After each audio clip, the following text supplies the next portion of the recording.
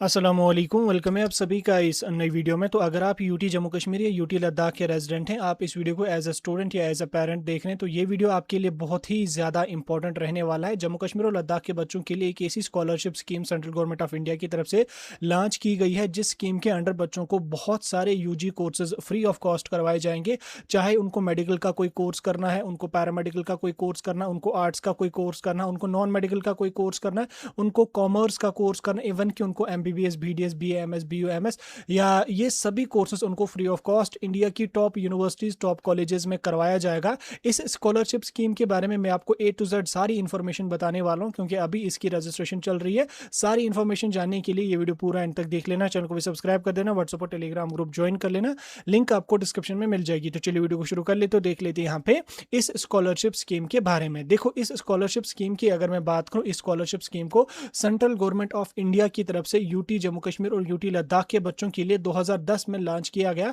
2010 से लेके आज 2024 है, अभी तक ये स्कॉलरशिप स्कीम जम्मू कश्मीर के बच्चों को लगातार दी जाती है। इस स्कॉलरशिप स्कीम के अंडर हर साल जम्मू कश्मीर से 5000 ट्वेल्थ पास बच्चों को सिलेक्ट किया जाता है। उनको ट्वेल्थ के मार्क्स के बेस पे उनकी सिलेक्शन होती है। उसके बाद जम्मू कश्मीर के बाहर उनको डिफरेंट टॉप यूनिवर्सिटीज में उनको एडमिशन करवाया जाता है। फिर उनको मेडिकल का कोई कोर्स करना है, उनको आर्ट्स का कोई कोर्स करना है, उनको कॉमर्स का कोई कोर्स करना, उनको इंजीनियरिंग या नॉन मेडिकल का कोई भी कोर्स करना है, वो सब कोर्सेज उनको फ्री ऑफ कॉस्ट करवाए जाते हैं, जिसमें कॉलेज की फी डायरेक्टली कॉलेज के अकाउंट में आ जाती है और स्टूडेंट को अपने अकाउंट में 1 लाख आ जाता है, जिसमें उसको खाने पीने का खर्चा 1 साल के लिए निभाना पड़ता है। उसके बाद दूसरे साल और उसको 1 लाख आ जाएगा। जितने साल का उसका कोर्स होगा उतने साल का उसको यहाँ पे 1-1 लाख अपने अकाउंट में आता रहेगा। कॉलेज की फी अलग से कॉलेज को आ जाएगी, उसमें बच्चे को कोई भी कुछ भी यहाँ पे देने की जरूरत नहीं है। कोर्सेज की अगर मैं बात करूँ, इसमें मेडिकल कोर्सेज में हमारे पास है एमबीबीएस, बीडीएस, बीएएमएस, बीयूएमएस। उसके बाद हमारा बीएससी नर्सिंग है, बी फार्मेसी है।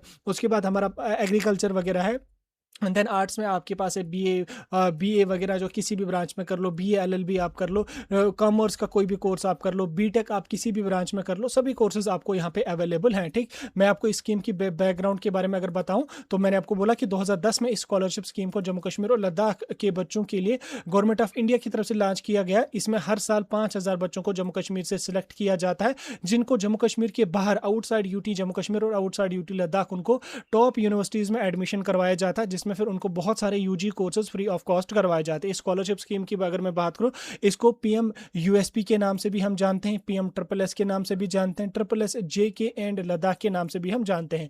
बहुत सारे पेरेंट्स या बच्चे ये पूछेंगे कि क्या ये स्कॉलरशिप स्कीम जेन्युइन है, इसमें अमाउंट जो स्कॉलरशिप का बोला गया है वो मिलता है या नहीं मिलता, या कहीं पे कोई स्कैम होता है या कुछ भी होता है। देखो, मैं आपको एक चीज क्लियर कर देता हूँ, ये जो स्कॉलरशिप स्कीम है ये सेंट्रल गवर्नमेंट ऑफ इंडिया की तरफ से, ये किसी कंपनी की तरफ से नहीं है, किसी और इंडिविजुअल की तरफ से नहीं है, ये गवर्नमेंट की स्कॉलरशिप स्कीम है। इसमें कहीं पे कोई स्कैम आपको नहीं होगा। अगर आप प्रोसेस खुद से करेंगे, आप प्रोसेस सही से करेंगे, जैसे हम आपको गाइड करते जाएंगे वैसे अगर आपको आप प्रोसेस करेंगे, आपको कहीं पे कुछ भी स्कैम नहीं होगा। लेकिन अगर आप किसी इंडिविजुअल, किसी कंसल्टेंट की बातों में आके स्कॉलरशिप स्कीम के थ्रू वो आपको स्कैम कर सकते हैं, लेकिन आपको खुद ये प्रोसेस करना है। कहीं पे आपको कोई पैसा इसमें देना नहीं पड़ेगा, कहीं पे आपको एक भी पैसा इसमें देना नहीं पड़ेगा, कहीं पे आपके साथ कोई किसी किस्म का स्कैम नहीं होगा, क्योंकि ये गवर्नमेंट की स्कॉलरशिप स्कीम है। मैंने खुद अपनी पढ़ाई इसी स्कीम के थ्रू कंप्लीट करी है।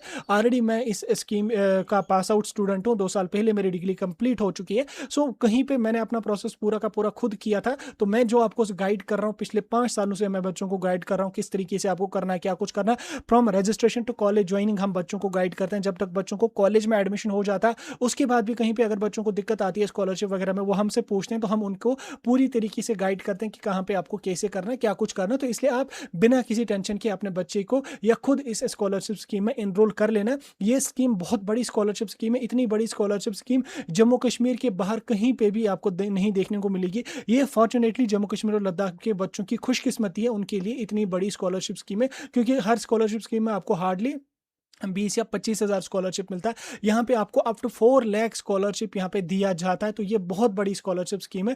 जरूर और जरूर जो 12th पास बच्चे हैं, जो इसमें एलिजिबिलिटी के क्राइटेरिया में आते हैं, आगे चल के जो मैं आपको समझाऊंगा, जरूर और जरूर आप इस स्कॉलरशिप स्कीम में एनरोल करना या अपने बच्चों को एनरोल करवाना। ये बहुत बड़ी स्कॉलरशिप स्कीम है और जेन्युइन स्कॉलरशिप स्कीम है, गवर्नमेंट स्कॉलरशिप स्कीम है, फेक नहीं है, किसी कंपनी की तरफ से आपको नहीं दी जाती। यहाँ तक आपको समझ आ गया। अब इस स्कॉलरशिप स्कीम की बात अगर मैं करूँ, देखो इसमें हमारे पास 3 टाइप के कोर्सेज होते हैं। एक हमारे जनरल कोर्सेज होते हैं, एक हमारे प्रोफेशनल कोर्सेज होते हैं और एक हमारे मेडिकल कोर्सेज होते हैं। जनरल कोर्सेज की अगर मैं बात करूँ, जनरल डिग्री की अगर मैं बात करूँ, इसमें आपका आता है बीए आता है, बीएससी आता है, बीकॉम आता है, या ऑनर्स आप किसी सब्जेक्ट में करें आर्ट्स के मेडिकल के सब्जेक्ट में, वो आपका जनरल स्ट्रीम में आ जाएगा। इसमें टोटल जो सीट्स होते हैं वो होती हैं 2070 जनरल डिग्री के लिए, 2070 सीट्स होते हैं। अब इसमें स्कॉलरशिप किस तरीके से डिसबर्स होता है, देखो दो हिस्सों में स्कॉलरशिप आपका डिवाइड होता है। एक है आपकी कॉलेज की फी, दूसरी है आपकी मेंटेनेंस का, यानी कि हॉस्टल का, खाने पीने का, घर आने जाने का। तो इसमें जो आपका जनरल डिग्री में कॉलेज की फी है वो 30,000 तक डायरेक्टली कॉलेज को दी जाएगी।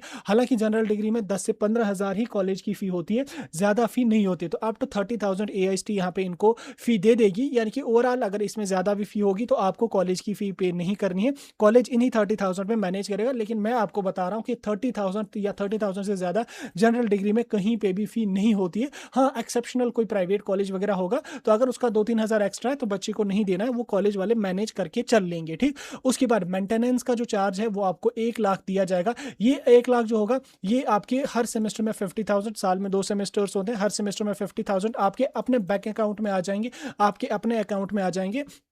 इस 1 लाख को जो आपको 1 साल का 1 लाख मिलेगा, इसमें आपको खाने पीने, हॉस्टल, मेस वगैरह का खर्चा निकालना पड़ता है। इसमें अगर आपको मैं अपने एक्सपीरियंस के हिसाब से बोलूं कि हॉस्टल का जो खर्चा होता है, हॉस्टल का अगर आप हॉस्टल ले लोगे 40 से 45 हज़ार आपको हॉस्टल का खाने पीने, मेस वगैरह का खर्चा यहाँ पे चला जाता है। बाकी जो आपको लगभग 60 या 55,000 बचेंगे, उसमें फिर आपको अपनी स्टेशनरीज, अपनी बुक्स वगैरह बाकी चीज़ें मैनेज करके आने जाने का खर्चा आसानी से आपका एडजस्ट इसमें हो जाएगा। फिर 4-5 हज़ार अगर या 10,000 20,000 आपको साल के घर से भी लगेंगे, साल के 10-15-20 हज़ार आपको लगेंगे तो कोई मसला नहीं है, वो नॉर्मल चीज है। यानी कि पर मंथ आपको यहाँ पे 10,000 अपने खाने पीने, हॉस्टल वगैरह का दिया जाता है। 10,000 बहुत बड़ी रकम होती है। इसमें आपको कॉलेज की फी नहीं भरनी है, कोई भी फी नहीं भरनी है, जस्ट अपने खाने पीने का, घर आने जाने का पर मंथ आपको 10,000 यहाँ पे मिल रहा है। तो 2 महीने तो छुट्टियां होती हैं, एग्जाम वगैरह के बाद 2 महीने छुट्टियां होती हैं, तो ये 10,000 आपको पर मंथ दिया जाएगा। अच्छा खासा अमाउंट है ये, ठीक। इसमें आपका सारा खर्चा निकल जाएगा। फिर थोड़ा अगर घर से भी लगेगा 10-15-20 हज़ार, अगर आपको साल के घर से भी लगेंगे तो वो नॉर्मल चीज है, उतना इंसान मैनेज करके चलता है। लेकिन अगर आप जो है वो नॉर्मली चलेंगे, खर्चे उतने हाई फाई नहीं करेंगे, तो आपको इसी 1 लाख में पूरा का पूरा खर्चा निपट जाएगा, ठीक, अगर आप नॉर्मली खर्चा करेंगे। बहरहाल दूसरा हमारे पास है प्रोफेशनल में हमारे पास है इंजीनियरिंग की कोई भी ब्रांच आप करने जाओ आपको अवेलेबल है। BSc नर्सिंग है आपका, B फार्मेसी है आपका, B आर्किटेक्चर है आपका, जो कि आपका उसके बाद होटल मैनेजमेंट है, उसके बाद BA LLB है। ये कोर्सेज आपके प्रोफेशनल में आते हैं। इसमें हमारे पास 2,830 सीट्स हैं टोटल। इसमें जो कॉलेज की फी है अप टू 1.25 1,25,000 तक कॉलेज को मिलेगी। हालांकि इससे ज्यादा किसी कॉलेज में नहीं होती है। हाँ, बीटेक के कुछ प्राइवेट कॉलेजेस हैं जिनमें 1,25,000 से एक्स्ट्रा होती है फी, तो वो बच्चे को पे नहीं करनी है, वो कॉलेज वाले उसमें मैनेज करके चलेंगे। सेम आपको 1 लाख खाने पीने का, जैसे मैंने आपको बोला 10,000 मंथली या 50,000 पर सेमेस्टर हिसाब से मिलेगा।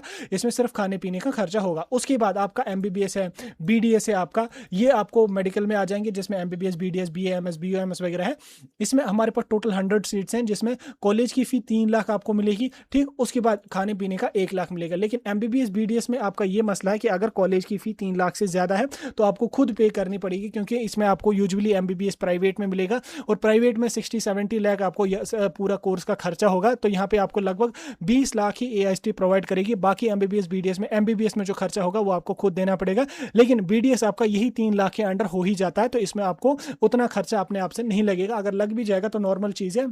बाकी जो ऊपर के मैंने आपको जनरल और प्रोफेशनल कोर्सेज बोले, इसमें आपका अपना कुछ भी खर्चा यहाँ पे नहीं लगेगा। इतना आपको समझ आ गया। अब हम थोड़ा सा यहाँ पे स्कॉलरशिप किस तरीके से मिलेगा इसको हम थोड़ा सा समझने की कोशिश करेंगे। देखो, स्कॉलरशिप जो होगा वो आपका 2 टाइप्स का यहाँ पे रहेगा। एक आपको कॉलेज की फी रहेगी और एक आपका मेंटेनेंस का खर्चा रहेगा। कॉलेज की फी जिस तरीके से मैंने आपको बोली, जनरल में 30,000, प्रोफेशनल में 1,25,000, मेडिकल में 3 लाख, ये डायरेक्टली कॉलेज के अकाउंट में आ जाएगी। इसमें आपको कुछ भी नहीं करना, कॉलेज वाले खुद अपने बैंक डिटेल्स वगैरह उनको अपडेट करनी पड़ती है, उनको डायरेक्टली आ जाएगी। कॉलेज की जो भी फी होगी वो उसमें इंक्लूड होती है, आपको कुछ भी नहीं पे करनी पड़ती है। उस कॉलेज मतलब आपको कॉलेज जिस स्टेट में है उसकी अकॉर्डिंग टू SFRC के अकॉर्डिंग, स्टेट फी रेगुलेटिंग कमेटी के अकॉर्डिंग जितनी फी होगी वो उतनी उनको मिल जाएगी। तो आपको कुछ भी नहीं देनी है, तो कुछ भी आपको उसके साथ लेना देना नहीं है। दूसरा, आपको यहाँ पे मेंटेनेंस का 1 लाख हर बच्चे को मिलेगा, जो हर सेमेस्टर में आपको 50,000 प्रोवाइड कराए जाएंगे, ठीक। हर सेमेस्टर आपका 5 महीने का होता है, तो 50,000 आपको कराए जाएंगे। सेमेस्टर के एग्जाम्स हो गए, उसके बाद 15-20 दिन छुट्टियां हो जाती जाती हैं, तो यानी कि ओवरऑल वो एक महीना आपका घर में जाता है, फिर दूसरा सेमेस्टर आप दे देंगे, फिर से 10-15 दिन छुट्टियां हो जाएंगी, वो महीना हो गया, तो ओवरऑल आपको 10 महीने जो देने पड़ते हैं कॉलेज में, हर महीने की आपको 10-10 हज़ार यहाँ पे डिवाइड करके देखेंगे तो ये चलेंगे आपको। ठीक, इसमें आपको खाने पीने का है, फी आपको कोई कॉलेज की नहीं भरनी है, खाने पीने या हॉस्टल मेस का जो खर्चा होगा वो आपको नहीं लगाना पड़ेगा। तो इसमें ओवरऑल आपका मैनेज होके चल जाएगा अगर आप ध्यान से चलेंगे। बाकी अगर फिर वो हाई फाई खर्चे करेंगे तो फिर तो आपको घर वालों को बोलना पड़ेगा कि ज़मीन के 1-2 कनाल बेच दो, मैं पढ़ाई कर रहा हूँ, तो वो मेरे खर्चा वगैरह उसमें लग जाता है, वो चीज़ अलग चीज़ है। ठीक, बाकी अगर आप normally as a student behave करेंगे, एज अ स्टूडेंट खर्चा करेंगे, तो आपका इसमें हो जाएगा, क्योंकि 10,000 कम नहीं होता महीने का, 10,000 बहुत ज़्यादा रकम होती है। ठीक, तो उसी हिसाब से चलना पड़ता है कि यार हम मिडिल क्लास फैमिली से हैं, हम यहाँ पे स्कॉलरशिप के पे पढ़ने आए हैं, तो हमें उस हिसाब के खर्चे यहाँ पे करने हैं, सो दैट कि आपका यहाँ पे इसमें एडजस्ट हो जाएगा। यहाँ तक आपको समझ आ गया। ठीक, उसके बाद यहाँ पे अगर मैं एलिजिबिलिटी की बात करूँ कि कौन कौन सा बच्चा इसमें एलिजिबल है, देखो एलिजिबिलिटी के क्राइटेरिया में सबसे पहले एलिजिबिलिटी ये है कि बच्चा यूटी जम्मू कश्मीर या यूटी लद्दाख का रेजिडेंट होना चाहिए। दूसरा, बच्चे का 12th पास होना चाहिए फ्रॉम जेके बोस, सीबीएसई या किसी और बोर्ड से उसका 12th पास होना चाहिए, और साथ में जिस स्कूल से उसने पास किया वो स्कूल लोकेटेड भी होना चाहिए यूटी ऑफ जम्मू कश्मीर या यूटी ऑफ लद्दाख में। यानी कि अगर आप कोई बच्चा जम्मू कश्मीर का है, उसके पास जम्मू कश्मीर की डोमिसाइल है, लेकिन 11th-12th उसने दिल्ली चंडीगढ़ से पास किया है, वो एलिजिबल नहीं है। आपने 12th भी यहीं से पास किया हुआ होना चाहिए। उसके बाद इनकम जो है वो 8 लाख या 8 लाख के बिलो पर ईयर की होनी चाहिए, 8 लाख या 8 लाख के बिलो पर ईयर की होनी चाहिए, तो आप यहाँ पे जा सकते हैं। इनकम जस्ट एलिजिबिलिटी है। बहुत सारे बच्चे बोलते रहते हैं कि मेरी इनकम 60,000 है कि मुझे ज़्यादा चांसेस है सिलेक्शन के। इनकम से सिलेक्शन का कोई कनेक्शन नहीं है, इनकम जस्ट एलिजिबिलिटी है। उसके बाद जिन बच्चों ने पॉलिटेक्निक का डिप्लोमा किया हुआ होता है, उन बच्चों के लिए भी अलग से फॉर्म आते हैं, वो बच्चे भी लेटरल एंट्री करके बीटेक अपना कर सकते हैं। बाकी इसमें 12th पास बच्चे ही एलिजिबल होते हैं। ठीक, जिन्होंने पॉलिटेक्निक किया वो बच्चे भी एलिजिबल हैं। उसके बाद जो बच्चे यहाँ पे PMSSS में जाना चाहते हैं या इस स्कीम के अंडर इनरोल करना चाहते हैं, उनको स्ट्रिक्टली एडवाइज किया जाता है कि आपको ऑनलाइन मोड में AIST के वेब पोर्टल के थ्रू ही अपनी रजिस्ट्रेशन, अपने document verification nearest degree college, और उसके साथ साथ जो भी प्रोसीजर आपका होगा वो ऑनलाइन मोड में होगा और AIST की ऑफिशियल वेबसाइट पे होगा, और किसी भी प्रोसेस में आपको कहीं पे पैसा देने की जरूरत नहीं है। तो अगर कोई इंडिविजुअल, कोई कंसल्टेंट आपको इस स्कीम के नाम पे आपको 5,000 10,000 चार्ज कर लेता है, तो ये बिल्कुल आपके साथ स्कैम हो रहा है। तो ऐसे स्कैम में बिल्कुल भी नहीं फंसना, क्योंकि इसको लेके बहुत सारे स्कैम्स यहाँ पे बच्चों के साथ करवाए जाते हैं कि आप हमें डॉक्यूमेंट्स दे दो, हम आपको PMSSS के थ्रू एडमिशन करवा लेंगे, आपका पूरा खर्चा फ्री ऑफ कॉस्ट हो जाएगा। बच्चे अपने डॉक्यूमेंट्स दे देते हैं, उनको किसी प्राइवेट कॉलेज में, जब पंजाब के प्राइवेट कॉलेज में, चंडीगढ़ के किसी प्राइवेट कॉलेज में ठूस दिया जाता है।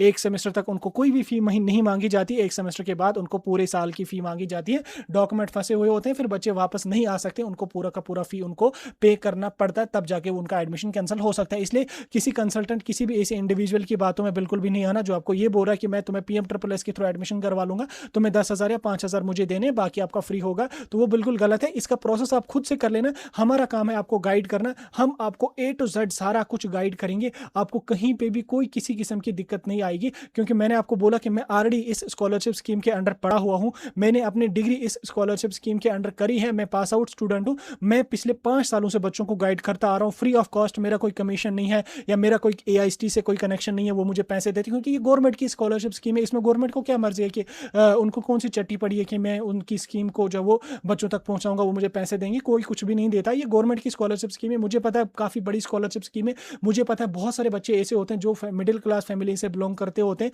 उनके पास उतने फैमिली के रिसोर्सेज, इनकम रिसोर्सेज नहीं होते हैं कि वो अपनी हायर एजुकेशन को आगे ले चलें, तो इसलिए उनके लिए बहुत बड़ी स्कीम है। इसलिए मैं बच्चों को पिछले 5 साल से फ्री ऑफ कॉस्ट गाइड करता आ रहा हूँ, आपको कॉलेज ज्वाइन करके मैं गाइड करता रहूँगा। ठीक, यहाँ तक आपको समझ आ गया।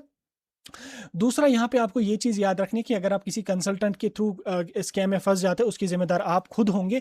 यहाँ पे प्रोसेस पूरा फ्री है और पूरा ऑनलाइन आपका प्रोसेस यहाँ पे चलेगा। तो इस तरीके से आपका एलिजिबिलिटी का क्राइटेरिया यहाँ पे रहने वाला है। नेक्स्ट, इसमें 10th पास और 12th जो पास बच्चे हैं, 12th आपका 2024-25 सेशन में पास है तो आप एलिजिबल हैं, 2025-26 सेशन में पास है तो आप एलिजिबल है। 2023-2022 के बच्चे इसमें एलिजिबल नहीं, क्योंकि ये 2-3 साल तक ही यहाँ पे रहता है, 2 साल तक ही यहाँ पे रहता है। ठीक, तो इस चीज़ को आप यहाँ पे याद रखना। अब अगर मैं बात करूँ कि ये जो कोर्सेज आपको करवाए जाते हैं, किस कोर्स में आपको कौन सा एग्जाम लगेगा, सो दैट कि आपको एग्जाम के रिलेटेड भी डाउट्स खत्म हो जाएंगे कि किस कोर्स में आपको कौन सा एग्जाम यहाँ पे लगाना पड़ेगा, कौन सा एग्जाम आपको देना पड़ेगा। देखो, एग्जाम की अगर मैं बात करूँ, जनरल डिग्रीज जो हमारी हैं, जनरल डिग्रीज में सिंपल ग्रेजुएशन जो आती है, इसमें हमारी सेंट्रल यूनिवर्सिटीज हैं, टॉप यूनिवर्सिटीज हैं, दिल्ली यूनिवर्सिटी, जामिया मिलिया या JNU वगैरह हैं, तो इसमें ऑलमोस्ट आपको मैक्सिमम जगहों पे CUET मांगा जाएगा। CUET में आपको अपीयर हुआ होना चाहिए, बाकी जो सिलेक्शन आपको होगी वो 12th के मार्क्स के बेस पे हो जाएगी। उसके बाद जो प्रोफेशनल हमारे हैं जिसमें इंजीनियरिंग है, कोई भी एग्जाम नहीं लगेगा, 12th के मार्क्स के बेस पे होगी। बीएससी नर्सिंग है, इसमें पहले बोला गया था कि अपीयर हुआ होना चाहिए बच्चा नीट में या जेके बोपी में, अब उसको भी खत्म किया गया है, विदाउट इनके भी आप इसमें जा सकते हैं। बी फार्मेसी में कोई एग्जाम नहीं लगता, 12th के मार्क्स के बेस पे आप जाएंगे। बी आर्किटेक्चर की अगर हम बात करेंगे तो नाटा एक सेंट्रल लेवल का एग्जाम होता है, यह आपको क्वालिफाई करना पड़ता है। एचएमसीटी की अगर मैं बात करूँ, hotel management and catering technology, कोई भी एग्जाम इसमें आपका नहीं लगेगा, इसमें आपको 12th के मार्क्स के बेस पे सिलेक्शन हो जाएगी। बी एलएलबी की अगर मैं बात करूँ तो इसमें आपका नेशनल लॉ जो आपका होगा, जिसको हम क्लैट के नाम से जानते हैं, क्लैट का एग्जाम आपको देना पड़ेगा, तब जाके आपको बीए एलएलबी में एडमिशन मिलेगा। एमबीबीएस और बीडीएस के बारे में अगर मैं बात करूं तो इसमें नीट के स्कोर के बेस पे आपकी सिलेक्शन हो जाएगी और एडमिशंस आपके ऑन योर ओन होंगे, आपको खुद कहीं पे एडमिशन करके फिर उसकी डिटेल्स पीएम के पोर्टल पे अपलोड करनी पड़ेगी। अब अगर आपको पीएम के थ्रू एमबीबीएस और बीडीएस के एडमिशन के प्रोसेस के बारे में डिटेल वीडियो चाहिए, मुझे कमेंट्स में मेंशन कर लो, कल मॉर्निंग में आपको डिटेल वीडियो मिलेगा जिसमें एमबीबीएस और बीडीएस के बारे में मैं आपको पूरा डिटेल में गाइड करूंगा। तो इस तरीके से कोर्सेज के बारे में आपका सिलेक्शन का प्रोसीजर रहने वाला है। मैंने सारी चीजें आपको ओवरऑल समझाने की कोशिश करी, बाकी बिना